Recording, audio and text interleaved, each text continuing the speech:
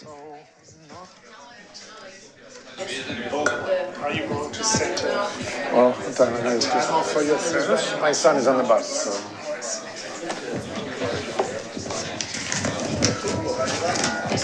Okay, welcome everyone. Okay, so this is our third colloquium this semester, I think. Is that correct? Probably. And I'm very pleased to introduce Alex Bayen. He's a really good friend. He is a professor here. He comes originally from France, where he studied, has an grad degree from Ecole Polytechnique, and then he did his master and Ph.D. at Stanford. Then he became a military guy back in France, and I think you're still a major, right? Retired. He's a retired major of the French army, and then he has been with us since 2005. And he has a gazillion titles. 3 of them are here, so he's a professor in EECS, but also in aeronautics, and what is it exactly called?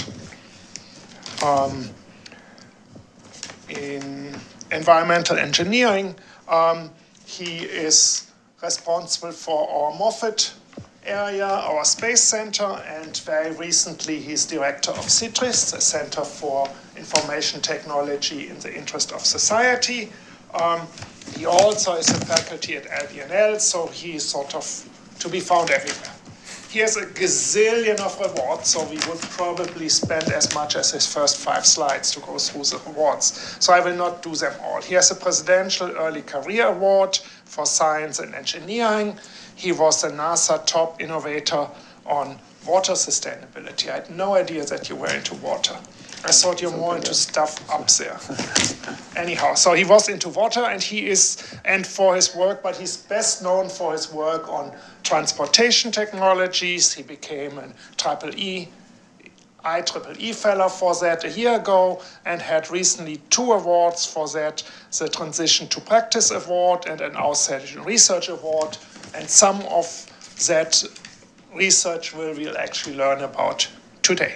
So with that, Alex, it's a really pleasure to hear you talk. Thank you so much, Kristen. Thank you for the very warm introduction. Just to point before I start, this is the work of 6 PIs I'm showing today.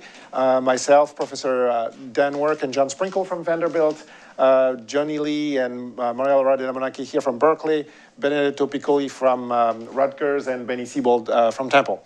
Okay, so let me give 1-minute summary of the history of self-driving vehicles to just frame part of the talk today. The picture you see here is a 1997 picture. It's Berkeley inventing self-driving vehicles over 25 years ago. It's essentially 8 vehicles, level 5, completely automated. There's people actually with their hands out of the windows when they drove through the demo by instrumentation of the road and the vehicles. This was 1997, that demo, and that completely changed an industry. Fast forward a few years, the DARPA Grand Challenge was a very, very impressive endeavor from a federal agency, which essentially managed to steer the attention of the community onto self-driving by moving all the instrumentation on board the vehicle. So at the time, they were carrying gigantic computers, sensors that were completely out of price, and crazy instrumentation, which later moved into the so-called Google cars that then morphed and split in 2 approaches, which is really where kind of the landscape is today. On one hand, you have the Teslas, which are progressively rising levels. So levels go from 0 to 5 or 1 to 5. 5 is fully automated. You can sleep in the car. You don't need a wheel anymore. And 1 is essentially, your traditional car that you would buy before self-driving vehicles were there. So Tesla is everywhere, slowly rising levels by increasingly augmenting automation features with the idea of enabling it almost ubiquitously. And then Waymo is a very different model where it's very local, and it uses that in the way it operates, but then it attempts to directly reach level 5. And so this is kind of a short history of where we are today. And so before I explain what the talk is about, I think the other interesting framework or context is that every year in the newspapers, it predicts that next year we'll have self-driving vehicles. And that's been happening for at least over 15 years. It's always next year. It's been always next year for 15 years. This was an example of an article where they were trying to make that point. And the point is that the reality is not just because of the technology, but because of legacy cars. The future for the next 10 or 15 years is mostly mixed autonomy. And mixed autonomy is essentially a world in which you have some vehicles with some level of automations, usually depicted in red in this talk, that will coexist with vehicles that have no automation and driven by people like you and me when they don't use a self-driving vehicle. And so part of the interest in this work, starting almost 10 years ago now from the US Department of Energy, is in a world of autonomy, partial or full, is the energy footprint of automation and of mobility in general going to better or worsen things? And what simple studies like McKinsey work from UW found is that in a world where we do things right, we might decrease the energy footprint of mobility by up to 60%. But if we start sending empty vehicles to schools to pick up our children and they get stuck on the freeway empty and start circling around blocks forever because there's no parking spot, you might actually worsen the energy footprint of mobility by 200%. Obviously, as researchers, what we try to do is we try to steer it more to this direction, but you can see why, because of course, if you have a super high level of automation and you go really fast, yeah, this may be better for mobility, but on the other hand, you're gonna lose a lot of energy by drag, and so that's gonna be less efficient, or the other examples I gave. And so the premise of our work when we started it over 10 years ago now is how can we use mixed autonomy to improve things, at least with the technology we have. And more specifically, what we were interested at the time and are still interested in is understanding how some vehicles with some low level of automations connected by super crappy network, so by that I mean like the cellular network, so very high latency, low bandwidth, and not even reliable everywhere, how with that simple onboard automation and bad networks, could one create a system residing somewhere on the cloud to make these work collaboratively, even though there is no V2V paradigm. Like, this is just not here. Like, vehicle talking to vehicle, that stuff is gonna happen, but today we don't have it, and for sure, in the near future with fragmentation of markets and mixed autonomy, we won't have it. So in the rest of the talk, the type of color code I use to depict things is, so vehicles with some level of automation in red, normal people driving normal vehicles that don't have automation or in white, and then blue vehicles are vehicles that can be partially sensed by red vehicles, usually by proximity. Like these vehicles, they have radars, they have some form of sensing, so usually they can sense relative position, relative heading, relative velocity, and stuff like that. And the problem we're essentially working on is, forget about lateral changes, that's super complicated. Just imagine you can control things longitudinally. What can we do with some simple levels of distributed control longitudinally to improve the energy footprint of traffic? So essentially you have one red vehicle every once in a while, you have a bunch of white vehicles in between, and if you're lucky, you have blue vehicles. That means you have vehicles that you can somewhat sense. And so the platform that we built over the years and that we deployed a year and a half ago is summarized here. There is a whole part that resides on the cloud that has ingestion of real-time data. I'll go through this in a minute. That does some form of computation and cleaning with it, and that essentially computes very high-level coordination plans. We call that a speed planner, that it then broadcasts through these crappy networks, your cell phone, my cell phone, to vehicles, and then the local controllers are run on board, because that we can't afford to transmit. It's got to really run locally with local information, but taking into account some form of planning. And of course, depending on whether you have these types of vehicles that we were running or these types of vehicles that we were running, the architecture is different, and because the data is different and data accessibility is different, you end up building different algorithms. So let me start, usually we start from the top with the planning, but I'm gonna start from the bottom because it's also more coherent to the way we did it. So this talk really has three parts. First part is I'm gonna show you algorithms that run here, that we run in the experiment. Second algorithm, I'm gonna, in the second part, explain is what we run here in terms of planning. And then the third one is I'll show you an experiment we did to test it. So at the bottom level, we started this 2016, 2017, using what was the new thing, or rebirth at the time, deep reinforcement learning. But I think the key in when we were doing this is that in 2017, it became possible to run simulations at scales that were previously not really practical. So there's many levels at which you can run a full city. You can run a city model as like pipes with fluids. you can run hundreds of thousands of vehicles with an individual vehicle for each. And then if you really are interested in what's happening inside the car, then okay, you can run very, very, very accurate models. And so the idea is that 2017 is when this layer became tractable computationally, when data became available to feed models, and then when algorithms became feasible to actually control them. So a simulation at that level, a micro simulation, that's what it looks like. So it's essentially a simulator that can simulate every vehicle with a different dynamics. You can see there's big ones, there are buses or trucks, there's small ones, cars. And then it can simulate the dynamics, it can simulate the energy consumption, it can simulate things on a real map. This one is a model we built for the Department of Transportation many years ago. And the point is that when I came to Berkeley, if you were working on this, people would tell you, you're crazy. It's not tractable, there's no data to calibrate the model. In 2017, that changed, that became tractable. There are even commercial products available from Siemens, for example, or open source frameworks, so things changed. And around the same time, cloud computing became also essentially an open commodity, right at the time when, reinforcement learning libraries also became available openly. And so we built the first integration of these three, which was the first time deep reinforcement learning was integrated with microsimulation models on the cloud. And so the first part of the talk is really explaining what we did with it. And so let me do a little bit of a deep dive in history to show you why that became important. This is historically the first measurement of a traffic jam. I'm so sorry, this is my daughter. And hello. Sorry, I apologize for that.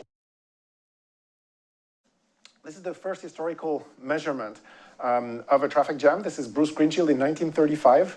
And that essentially was the first time that one collected enough data to calibrate a model of what a traffic jam behaves. Fast forward almost half a century. This is an interesting experiment that was run by Sugiyama, in which he simply asked people to drive at a target speed, something like 20 miles an hour, and keep their distances. And this video became viral in the early ages of YouTube because it's crazy that after 30 seconds, essentially, humans are not able to function properly to do that. There's a lot of things that humans are good at, and this is one that humans are not so good at, which is a simple control task. And these became famous as the Jamiton, that's a term invented at MIT, phantom jams, stop-and-go waves. That created a lot of interesting activity in research. Fast forward another 10 years, a former student of our group, Stan worked with the other PIs for this project, did this interesting experiment in which they inserted a self-driving vehicle into the sim ring. So you can see now traffic going back and forth. Now it's just driven by humans, so you can see the stop-and-go effect happening. But now, just turn on the autopilot and manage to stabilize the flow of traffic. This experiment was amazing because they saved 42% gas by insertion of one single vehicle with some basic level of automation into a ring. That was a game changer because people realized that mixed autonomy has a huge potential for traffic efficiency.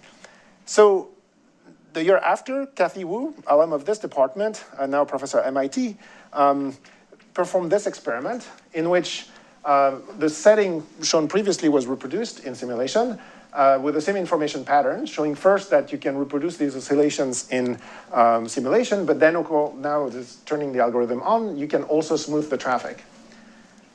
So now you're probably wondering, why am I showing you a simulation of the year 2018 when they actually did it in reality in 2017? And the reason is, this was a complete model-based approach. So write your model, write your controller, and then prove it stabilizes and then run it. This one is a deep reinforcement learning algorithm that is model-free. It did not use the knowledge of the dynamics of the thing to learn it. It only used it in the form of knowing the reward from a black box simulator. That was a real game changer for us because we realized that maybe all this modeling work that makes things extremely complex could be bypassed with deep reinforcement learning. And in some ways, it's kind of striking that if you think between that very first traffic jam paper and the first experiment, there's probably 10,000 papers written on traffic models. This probably generated, when they did the wave experiment, generated another 1,000 papers to just stabilize traffic, etc. which led to the amazing first experiment. But then with one paper, essentially the performance was matched by an algorithm that essentially bypassed almost 3/4 of a century of active work. And so for us, that was somewhat eye-opening because we realized that there's probably a lot more things we can do with this. So we started playing Lego, and by that I mean essentially building more and more complicated cases. So this is an example of a case where now you try to stabilize 2 rings with 1 car, and the deep reinforcement learning algorithm discovers the behavior of a jerk, which is essentially switching lane as frequently as you can to prevent people behind you from passing you. So you could argue, well, not very clever. It's routinely done as a snail operation by the police to slow traffic. Actually, I see it almost every month on the freeway when I drive to Berkeley. So we tried it on a few other settings to show that we could do more. So this is an example of the worst possible way to manage an intersection. You put a stop sign, so which will maximize fuel consumption and minimize throughput at the same time. So really, you shouldn't do that.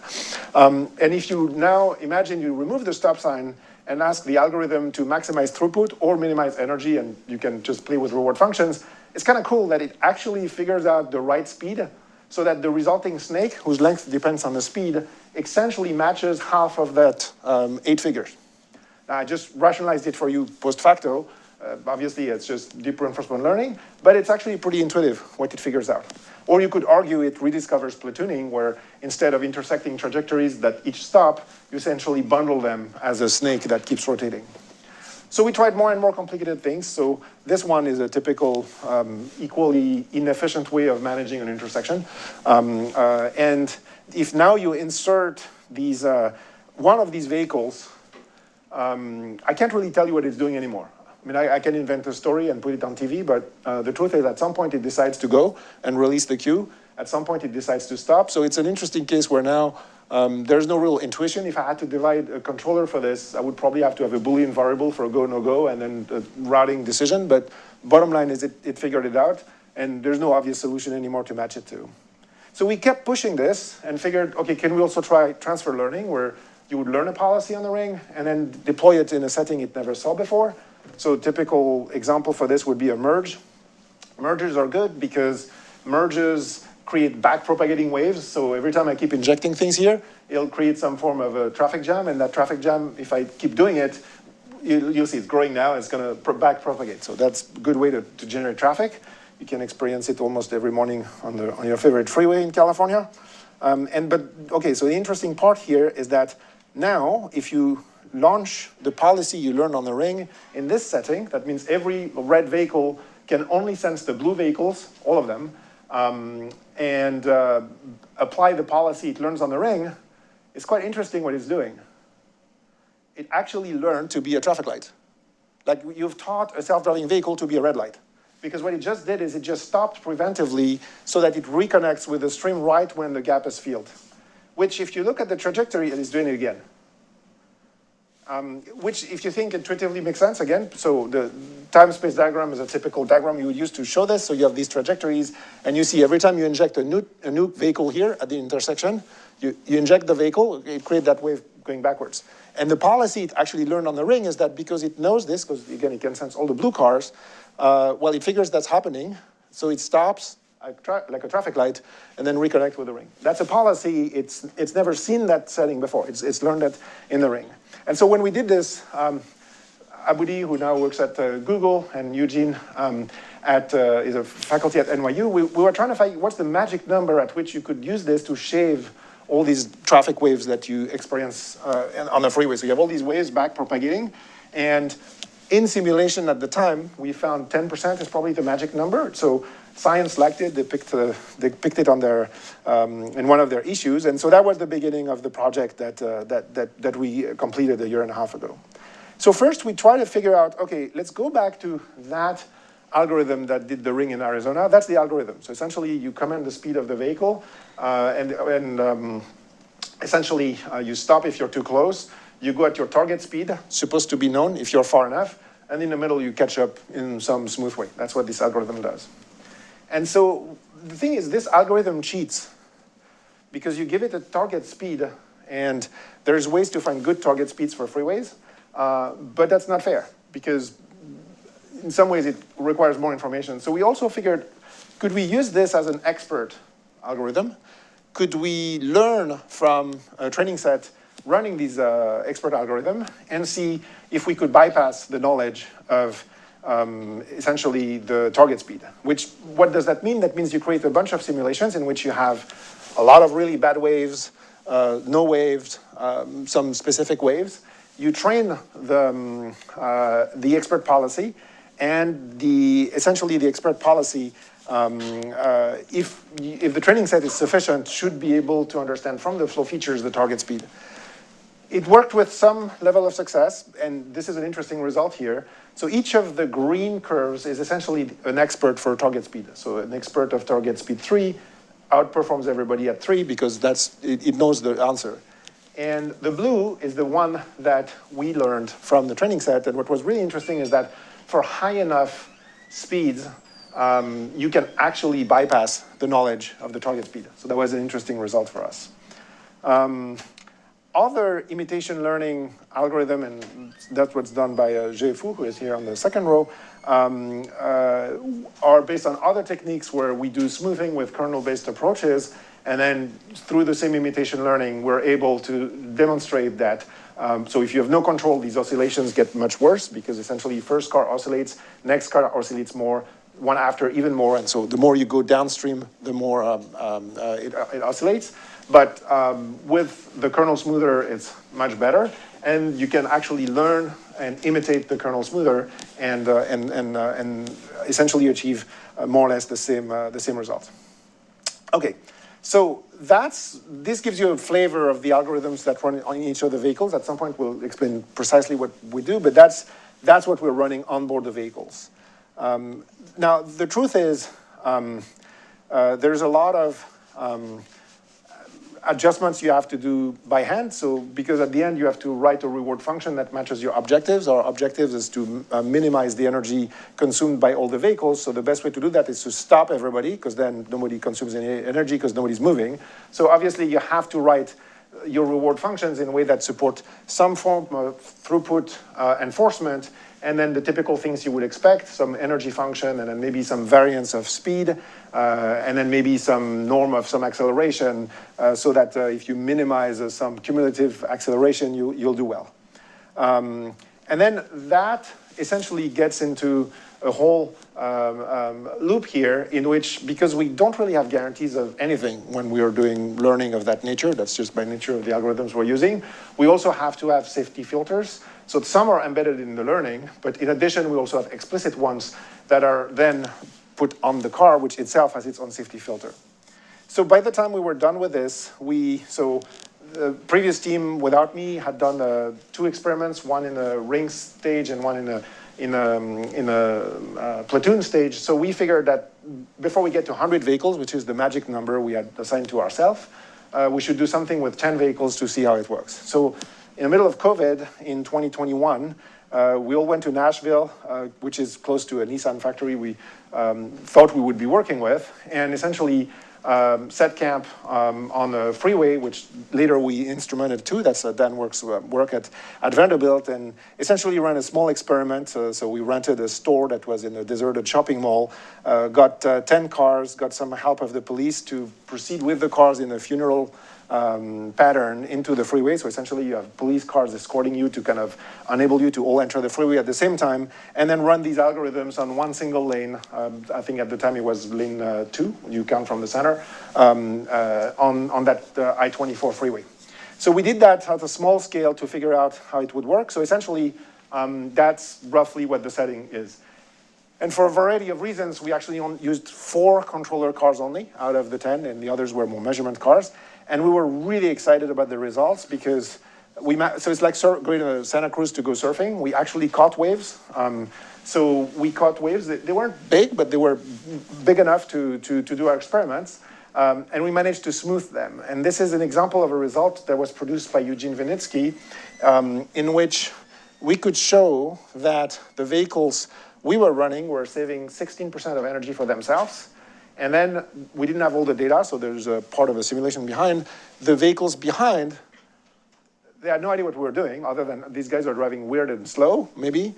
But they were also saving for themselves. So the second car saves 14%, the next one 12%, the next one 11%, and at some point the effect vanishes.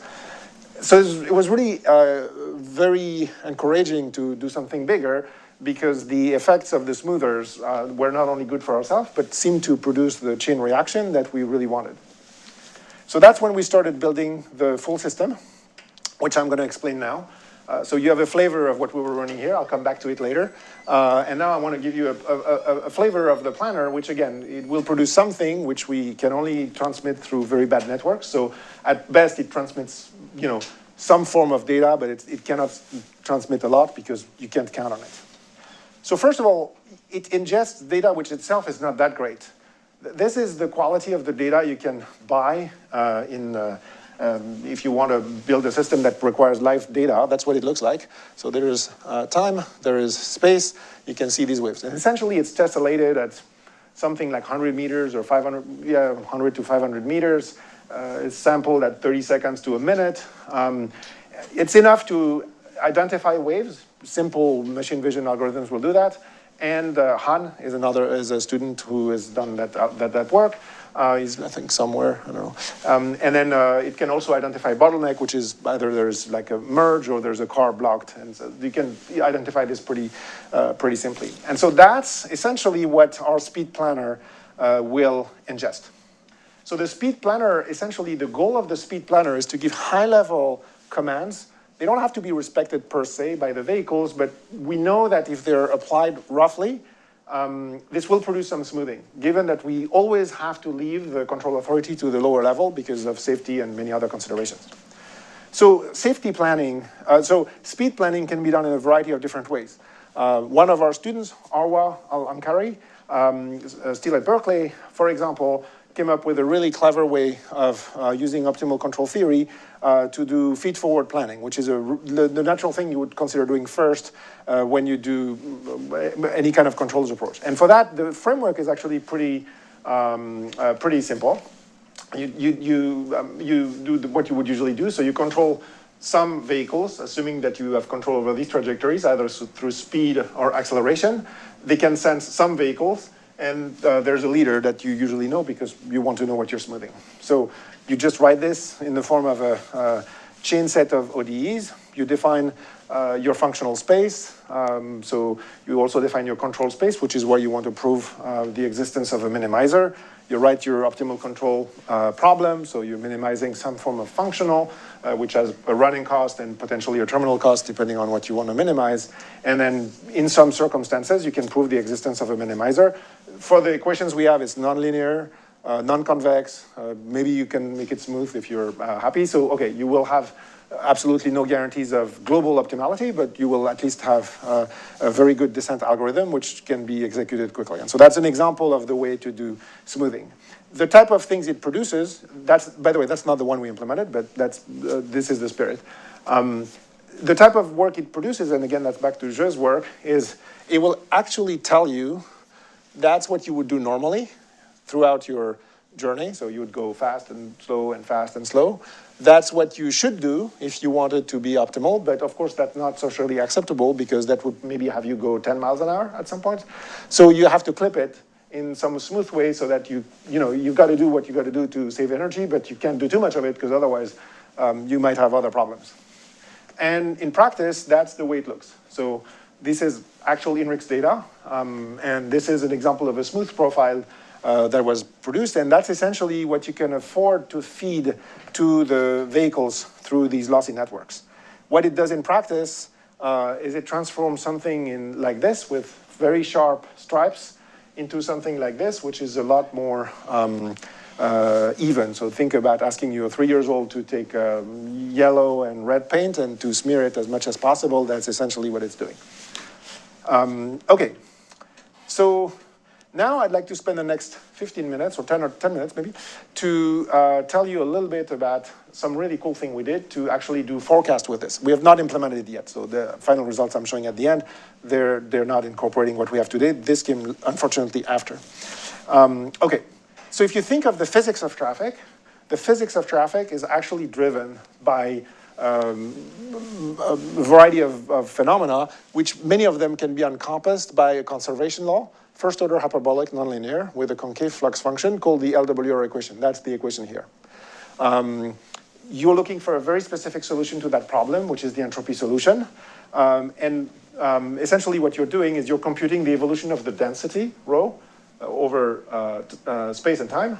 And you do require an empirical flux function, which encompasses mass conservation, essentially saying whatever comes in goes out. And there has been religious wars for over half a century of what these should be. When you look at the data, at best it looks like this. In practice, it looks more like a random set of darts on the board, but okay.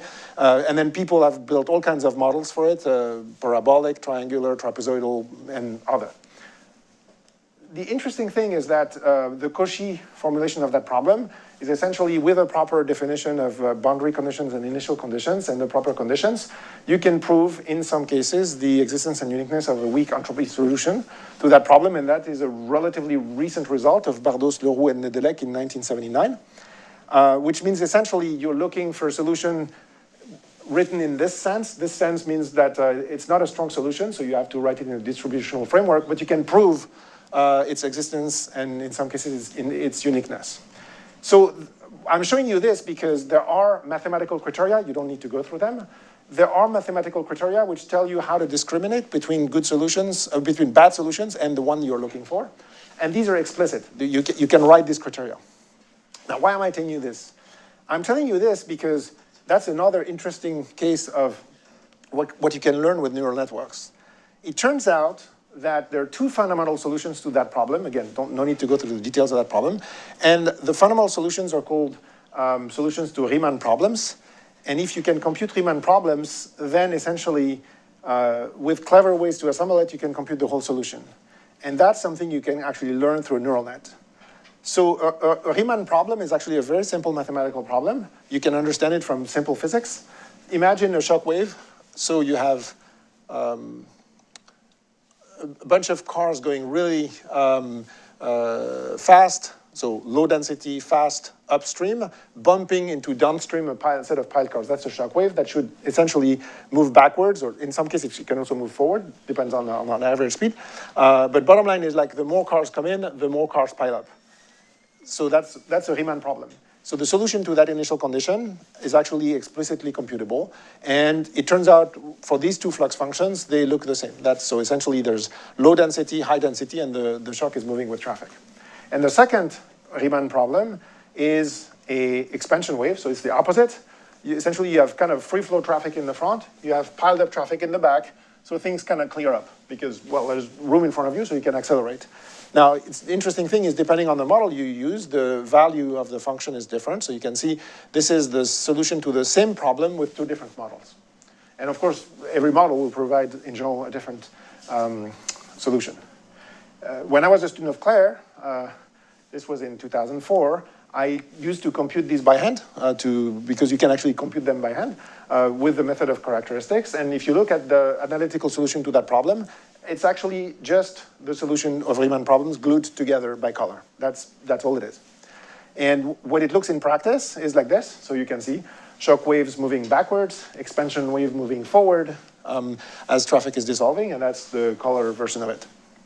Now, the amazing thing is that the equation goes back to 1955. The proof of existence of uniqueness goes back to 1979. And then since then, there have been a lot of numerical schemes to solve it. To solve it numerically, what you need to do is to essentially cut this in pieces with finite differences and compute an evolution equation between the density here, ahead, behind, at time n, and time n plus 1. And with some form of conservation, which says every car that will enter here will ultimately exit here, you can rewrite this entire set of equations discretely. Numerical analysis schemes have been invented to solve this. I'm listing them the best ones. Okay, this is the first one, lots of diffusion, pretty bad. This one is amazing. It works really accurately on many versions of fluxes.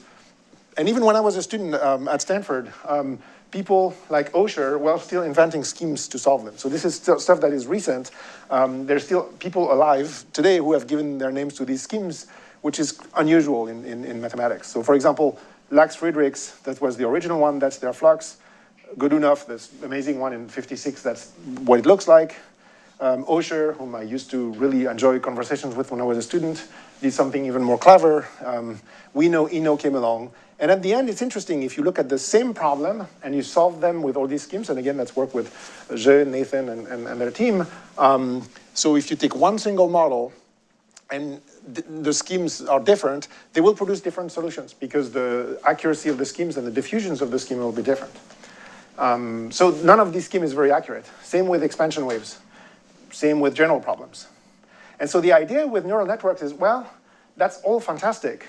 What it does is it uses the knowledge of the density at the time, and before neural networks come along, it uses a model out of nowhere, discretized it, did all the math to prove that the discretized solution converges, and produces a version.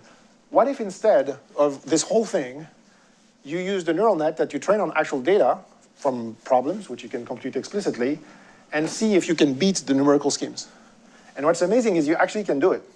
So essentially what you're doing is you're trying to compute a neural net that will use values at the previous steps and forecast the next steps, but we try to do it by bypassing the PDE and bypassing its discretization. And you want to do it in a way that is compatible with the laws of physics in which you still believe, which conservation of mass, like vehicles don't disappear spontaneously from freeways. And so what that means is that you need to encode some form of conservation in the neural net, which you can also do. And what's amazing with this, so there is a way to do it. And to train a neural net like this, essentially all you need to do is to create a huge training set of Riemann problems. It's like a language with two words. The first word is an expansion wave. The second word is a shock wave. And that's all there is in the language. So if you create a training set which has enough shock waves and enough expansion waves, technically you should be able to train a neural net to do the same as a numerical scheme would do. And it's actually not that hard to parameterize that training set, because all you need to do is you have a maximum density, you have a minimum density, and same on the other side, so saying shock or expansion. And if you map that whole set, technically you have a training set that is hopefully rich enough. So we created such a training set, and then, okay, so now we're going to try it. And to try it, you still need ground truth to compute the solution. And it turns out that there is another formula we used. We didn't invent it. It's called the Lax-Hub formula. And that enables you to actually compute the exact solution explicitly, or semi-explicitly, modulo numerical minimization, which is essentially as good as machine accuracy. So we can use this for ground truth to assess how good our neural net is doing, and this training set to train the neural net. And what's amazing is that the error, which is depicted here, is actually really, really good. So if I show you the convergence plot of the numerical scheme, the smaller the cell, the better the accuracy. Essentially, this is us, and we beat all the other numerical scheme we have ever managed to get in the literature. Anything from Lax-Friedrichs to the latest Eno we know, we're better. So to us, that's what's kind of crazy, because it means that essentially if you know the fundamental solution to the mathematical problem, you can create a training set that beats the discretization of the mathematical problem. So there's the hope that you could also train it on this, for which there is no model. Because the bad news is that this real data is in absolute violation of physics. So the laws of physics that have been developed for almost a century now on traffic, they don't work on this data, because this data has features that are not captured by these equations. And so typically, these shock waves I've shown you, this one is from a drone data set that our student Fengyu Wu, who is now a postdoc at Cornell, has cleverly captured. So this is pretty clean data where essentially vehicles are bubbling up here. So you can create these shock waves. This is a pretty clean data set, but on this data set, what we have shown is that these shock waves you see here are things we can reproduce through our neural net. So essentially what we're doing is we're learning from it and able to reproduce it. And so this is an example of forecast. I've been trying to do this for 20 years, and I've failed for 20 years, and this is the first time it's starting to work. So when I joined Berkeley, I was trying to do feed-forward modeling by these PDEs.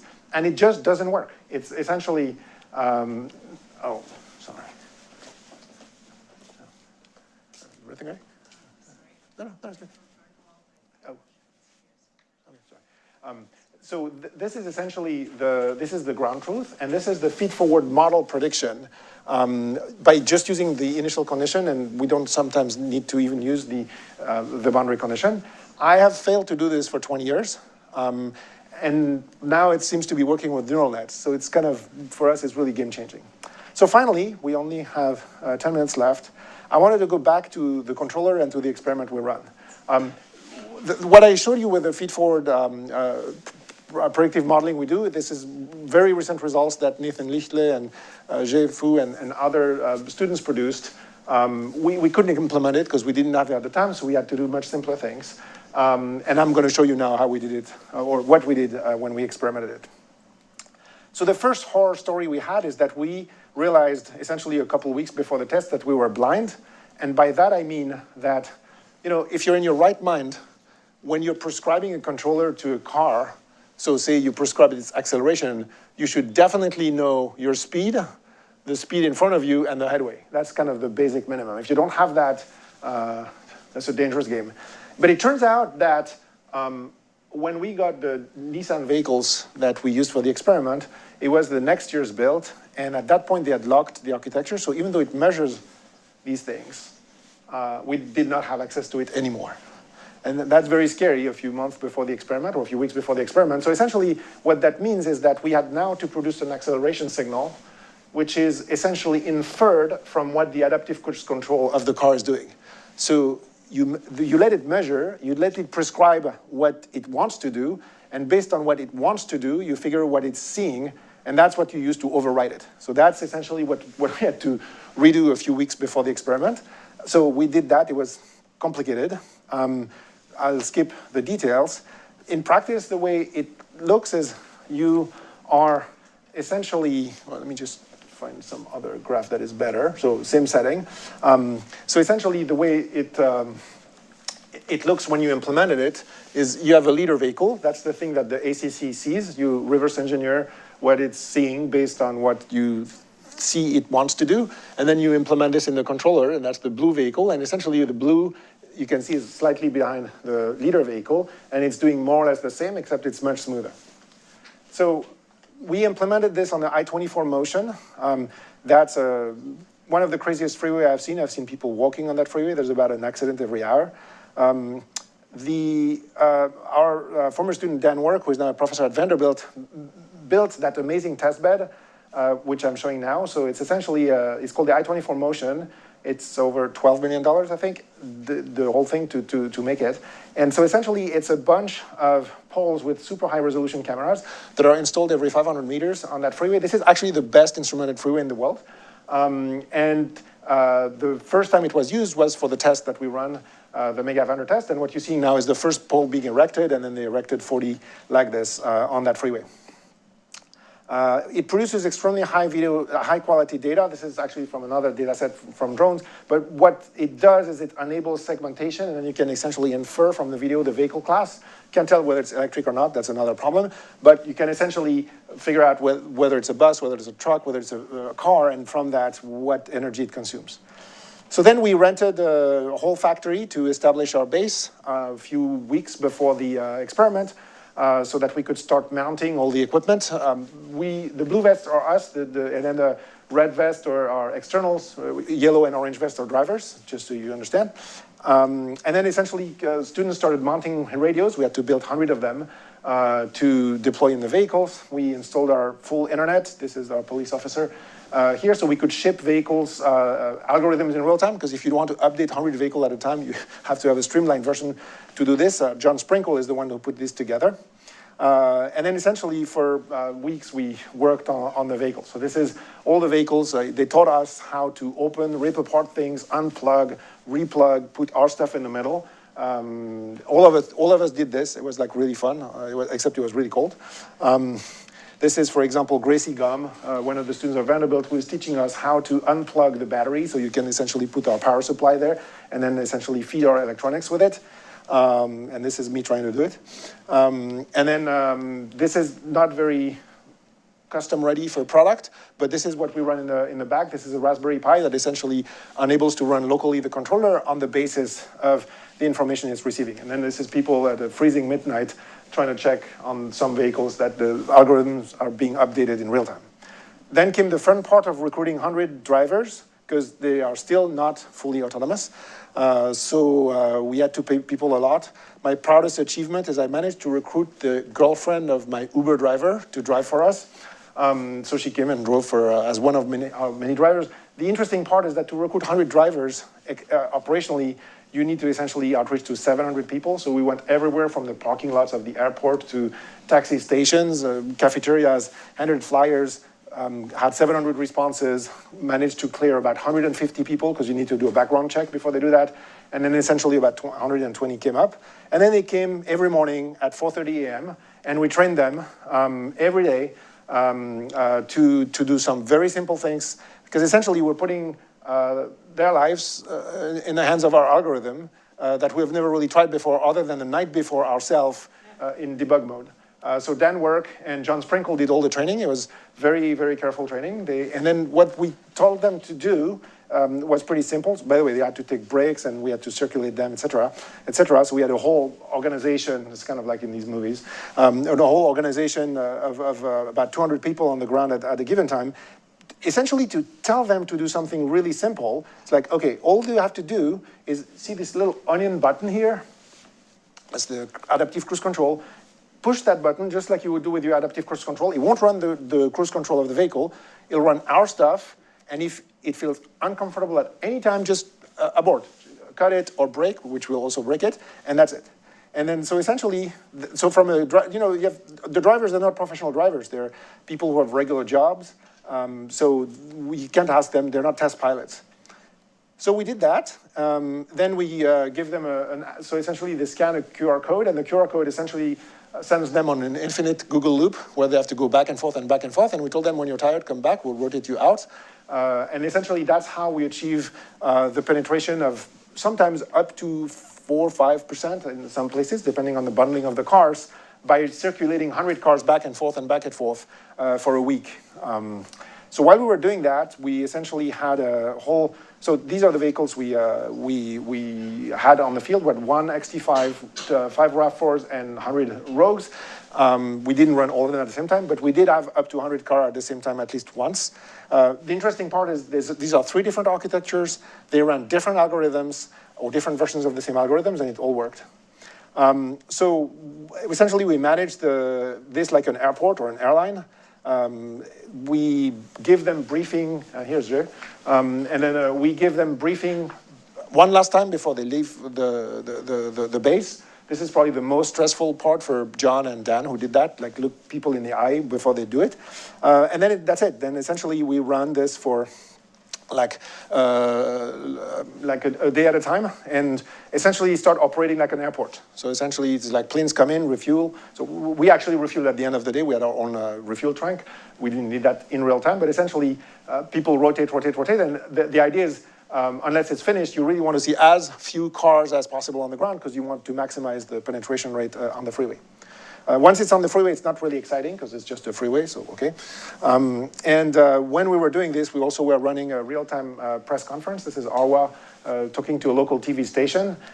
This is Maria Laura here taking an interview offline after at CITRIS, and essentially monitored in real time how things were.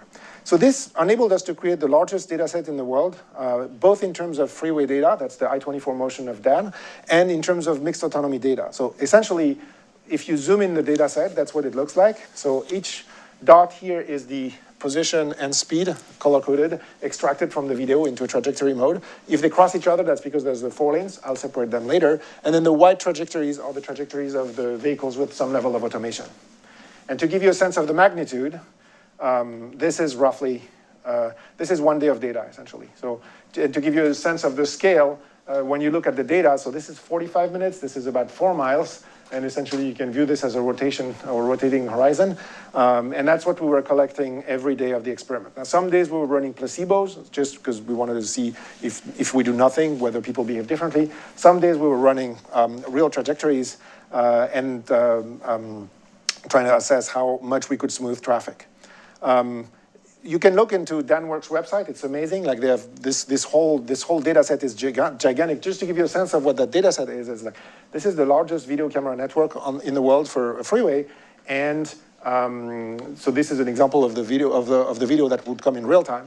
And then of course they have the whole back end to extract trajectories from this, which is kind of hard because of a handover problem. And so the data is also very messy, and we're still in the process of cleaning it. The last few slides I have in the next 2 minutes are preliminary results. They're not final results. Since we're online, I really want to say this because we have not published the paper yet, so I'm just showing preliminary results today.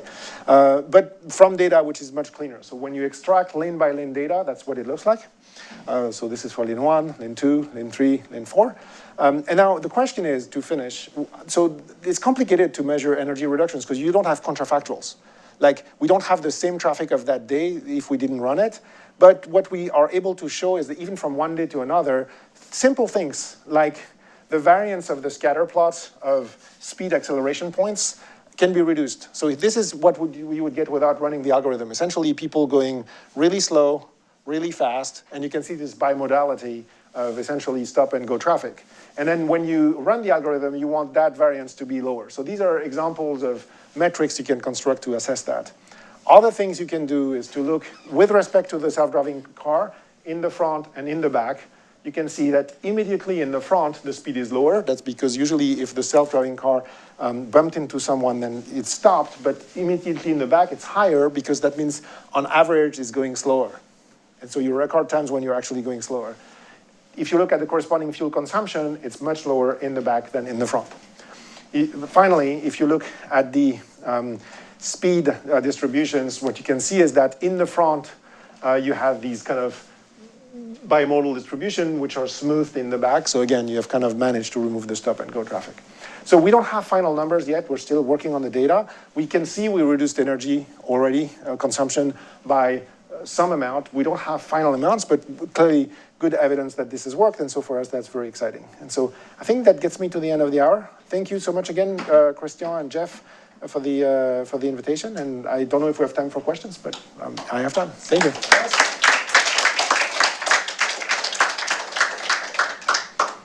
Okay, so those of you who have to run out, just run out. So no, but if you have to run, please run. But I think we want to do a few questions. So questions from the audience.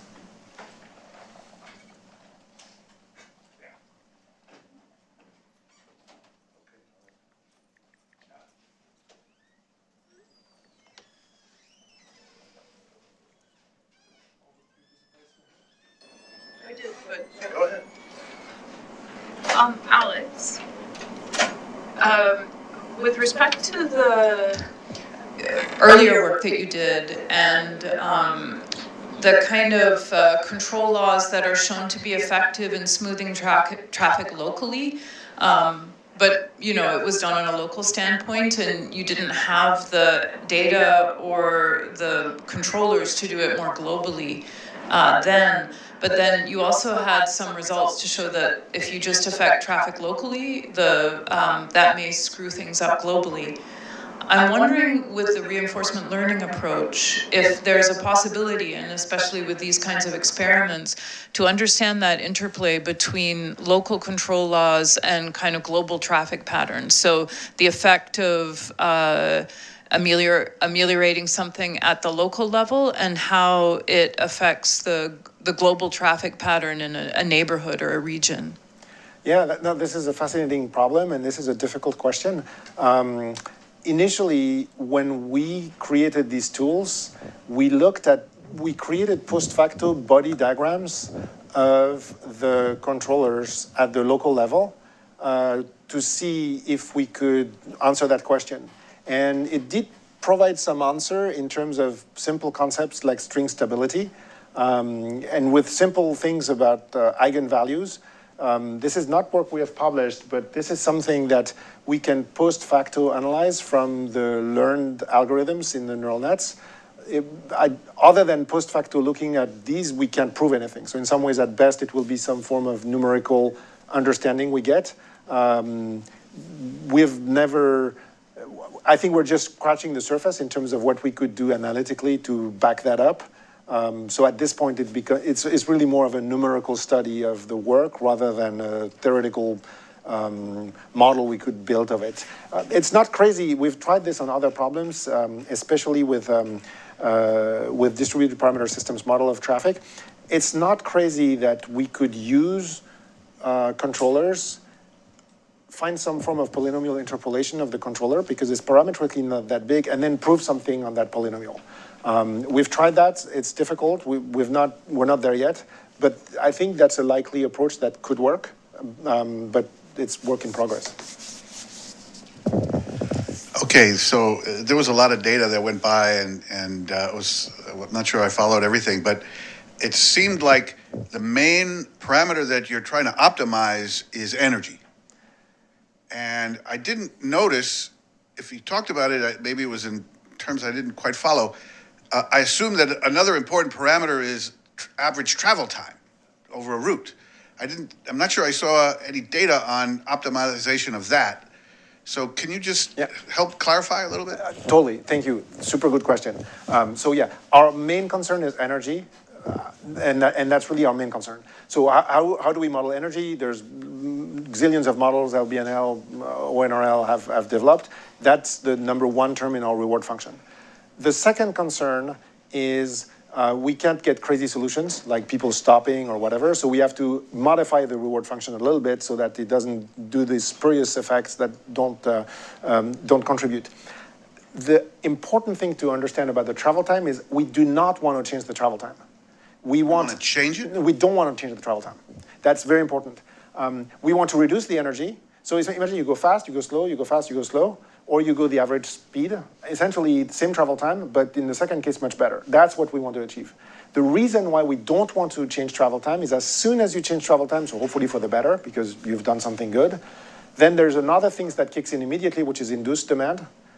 So essentially, induced demand is like this thing that is known by economists where you build another bridge, there's more traffic. So it materializes itself in every possible field. So it was super important for us to maintain the travel time constant so we don't have to deal with that additional problem. I'm sure it can be dealt with, but we just didn't want to fight two wars at a time. So fixed travel time for us was very important. So even though you're trying to control and better manage these waves, which look like traffic jams to the average driver, you're not, even though you're smoothing that out, somehow you design the controller so that even though it smooths out the waves, the average, you're not getting stuck in traffic.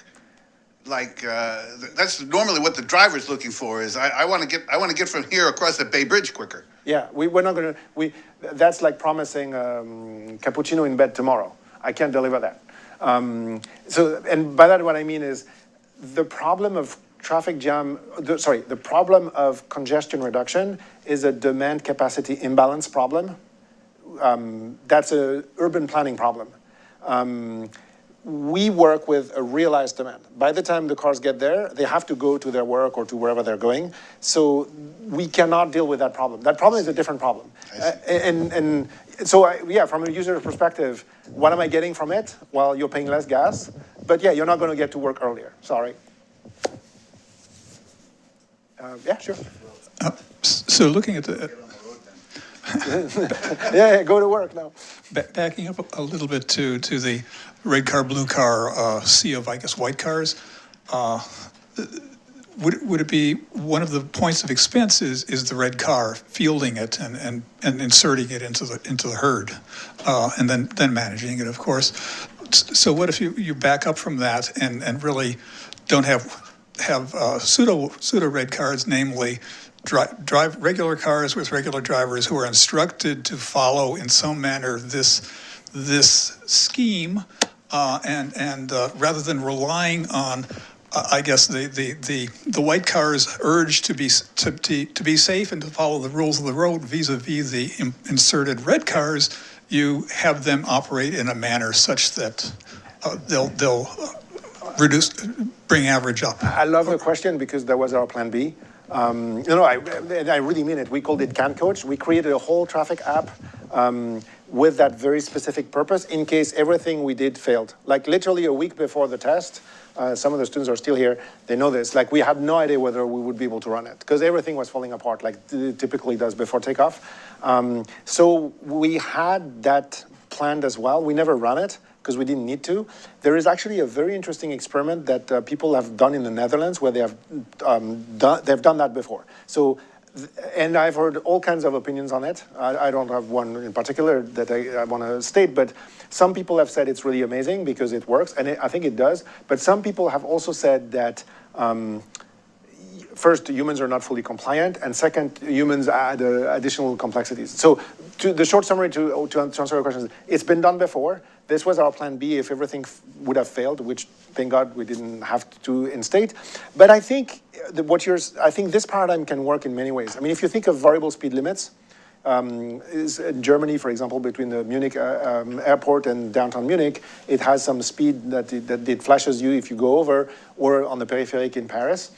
You could view your paradigm as a movable speed limit. I mean, if you tell your taxi driver, don't ever drive over 40 miles an hour on the lane of freeway, and you have enough taxis, I mean, it will provide some smoothing of some form. So I think there is a room for it too, and I think there's potentially a room for humans to do it as well.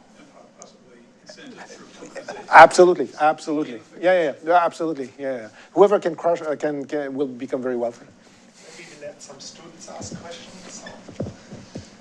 I was wondering if the same type of approach for using deep reinforcement learning for some of these traffic problems can be applied to mixed autonomy for aeronautic vehicles. I guess obviously the constraints will be different. You have to reformulate the problem. But if, the model deep RL performs just as well for ground, if, obviously we don't have data now, and you won't get data for autonomous aeronautical vehicles for the next 30 years, but if the model performs well for ground, could the argument be made to use this early on, before autonomy for aeronautic vehicles start, as an early paradigm shift? So like, instead of making your optimizer based on energy, make it based off of getting as much density from point A to B, so it's a more of an economical and a more feasible argument. So the level of automation in aviation is much more advanced because it's much more structured airspace and traffic. So like autopilots have been around for a while. But if I had to use this in flying, so in the third dimension, I think this is a good tool for coordination of vehicles. Maybe it's an okay tool for vehicle trajectory optimization. And if I was going to do that, then I would go back to Claire's comment, which is essentially, okay, learn some amazing algorithm in deep reinforcement learning, but then model it with a polynomial where you can actually prove something about it because of the safety critical aspect. So I think for future multiple vehicle coordination problems, it could be interesting, like the low altitude airspace that is currently not under FAA jurisdiction is not able to enable air-to-air operations. So I could see that like it would be interesting for very low airspace operations, eVTOL style. That's very intriguing. Wait, just real quickly, could that also be applied to maybe like eVTOL operations in like a constrained airspace, like a corridor, where you want as much density going between, but you have constraints for how many vehicles can be in a given set volume? Possibly, yeah. Yeah, that could be. Other questions? Really, only one non-professor? Any questions here? No? Okay. Okay, thank you, Alex. I will not ask more questions because we are way over time. So thank you for your patience and thank you for your wonderful talk. Thank you. Thank you so much. Alex,